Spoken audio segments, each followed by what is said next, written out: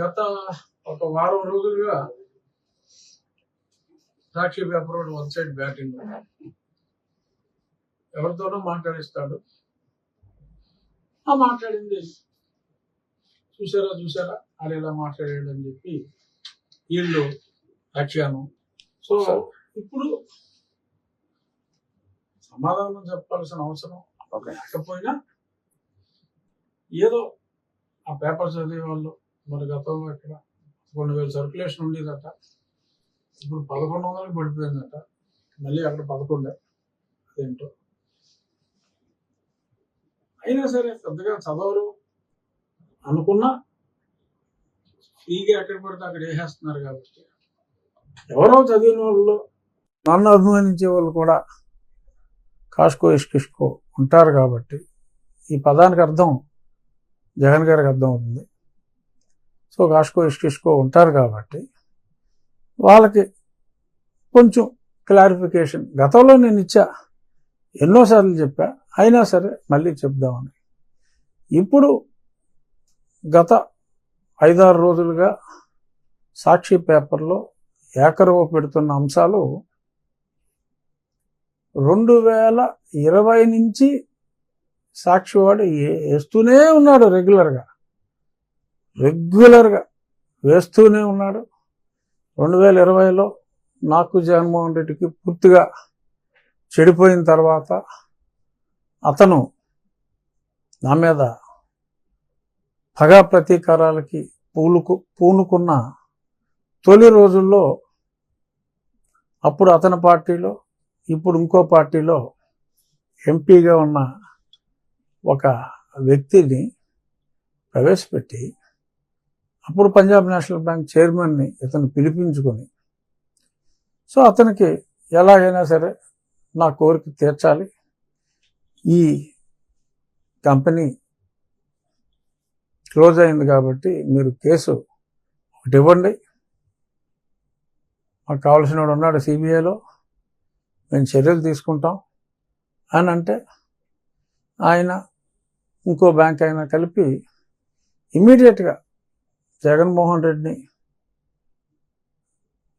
ఏ ఆజానుబాహుడైనా ఒక ఎంపీ కలిపాడో వాళ్ళని తీసుకొచ్చి ఆ 48 గంటల్లో మీరు సమ్వేర్ ఇన్ సెప్టెంబర్లోనో అక్టోబర్లోనో 2020 ఆ సాక్షి పేపర్లో ఫ్రంట్ పేజ్ రఘురామ నివాసాలపై సిబిఐ దాడి, ఆఫీసులపై అన్నిట్లపై దాడి, విపరీతంగా అసలు టన్నులకు టన్నులు, లారీలకు లారీలు కాగితాలు దొరికేసినాయి అని చెప్పి రాశారు.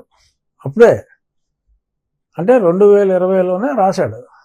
ఆ తర్వాత అసలు కొనసాగుతుంది విచారణ, అలా ఎలాగా రఘురామరాజు అరెస్టు తథ్యమని ఇప్పుడు వాగుతున్న వాగుడు అప్పుడు కూడా సాక్షిలో వాగాడు. ఇది కొత్త వాగుడు కాదు, అప్పుడు వాగుడే. అప్పుడే ఎప్పుడైతే వారు రైడ్ చేయించారో, మామూలుగా 48 గంటల్లో రైడ్ అనేది జరగదు. అసలు అది ఎఫ్ఐఆర్ రిజిస్టర్ చేయాలంటేనే మామూలుగా 4-5 నెలలు పడుతుంది. బట్ జగన్మోహన్ రెడ్డికి అప్పుడు ఉన్న పట్టుది, ఆ పట్టుతో మరి ఇమ్మీడియట్గా రైడు, ఎఫ్ఐఆర్లు, ఇన్వెస్టిగేషన్లు అన్నీ జరిగినాయి. ఇప్పుడు వీళ్ళు 2000 కోట్లు అని మాట్లాడుతున్నారు. ఆ 2000 కోట్లు అన్నది అసలు ప్రాజెక్ట్ కాస్ట్ ఒక 300 మెగావాట్, ఒక 180 మెగావాట్. అసలు భారతదేశంలో నేను కట్టినంత lowest capital cost per megawatt ఎవరో కట్టల. ఆ 180 మెగావాట్ ప్లాంట్ 5 సంవత్సరాలు రన్ అయిన తర్వాత 300 మెగావాట్ ఒక 2 years సక్సెస్ఫుల్గా రన్ అయింది. ప్లాంట్ కట్టాం. మొత్తం రెండు కలిపితే ప్రాజెక్ట్ కాస్టులు 2000. అందులో డెట్టే ఒక 500 కోట్ల నుంచి 600, ఈక్విటీ ఒక 550 కోట్ల నుంచి 600 కోట్లు ఉంటుంది. ఆ మిగిలింది డెట్. మెజారిటీ మోర్ దాన్ 70% 180 మెగావాట్కి, అరౌండ్ 45% ఆ 300 మెగావాట్కి, 40% 300 మెగావాట్కి రీపే చేసిన తర్వాత అప్పుడు ఇలాంటి పనికిమాలిన సీఎంఏ అక్కడ ఉన్న రోజుల్లో జయలలిత గవర్నమెంట్లో నాకు పేమెంట్స్ రాకపోతే నేను జయలలిత ప్రభుత్వం మీద ఎలక్ట్రిసిటీ బోర్డు మీద చర్యలు తీసుకోవాలి. ఎన్సిఎల్టీ అప్పుడే వచ్చింది. ఆ రూల్స్ ప్రకారం నా పేమెంట్స్ ఇవ్వకపోతే నేను బ్యాంక్స్కి పే చేయాలి. ఇవ్వకపోతే